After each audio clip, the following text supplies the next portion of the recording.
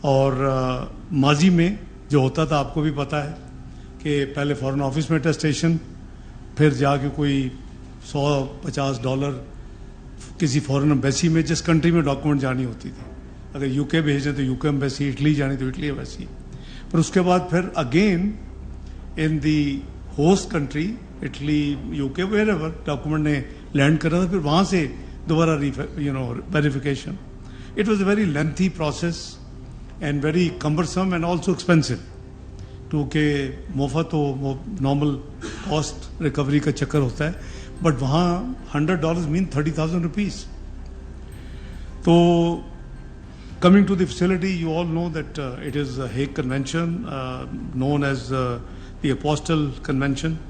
Government of Pakistan نے اس کو 31 مارچ 2022 کو جوائن کیا، اور it became this convention into force Pakistan میں.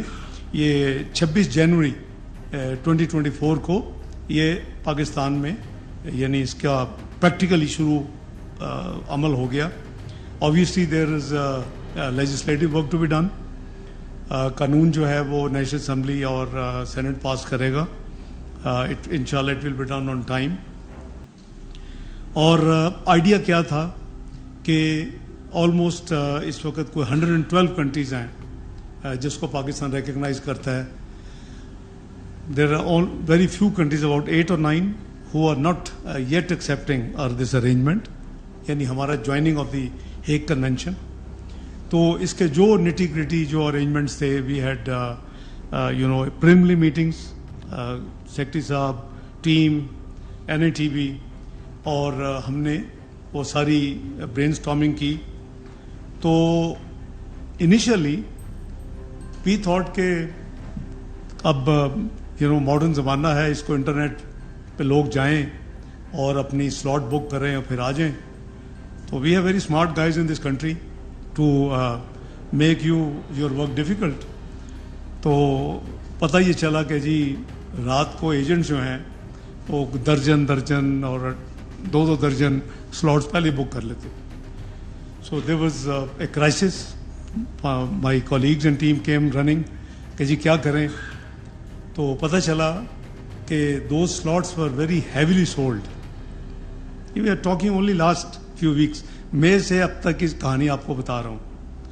تو وی لکیلی، ویسے ہماری وہ اسپائنگ کا کام نہیں ہوتا موفا میں، but we luckily got hold of few culprits who were doing this job. تو ان کو ہینڈ اوور کیا لا انفورسنگ ایجنسیز کو. But as the luck would have it, that was not very کامیاب تجربہ. تو مجھے ملے، ہم نے کہا اس طرح کرتے ہیں کہ ہم کہتے ہیں کہ جی بس واک ان. تو واک ان کا سسٹم شروع کیا. تو کوئی 2-4 ہزار بندے یہاں اکٹھے ہو گئے، تو لاہور میں اکٹھے ہو گئے، کراچی میں اکٹھے ہو گئے. ایمرجنسی سچویشن ہو گئی، لا انفورسنگ ایجنسی پھر بلانا پڑا. تو وہ بھی ایک عجیب ہی تجربہ تھا.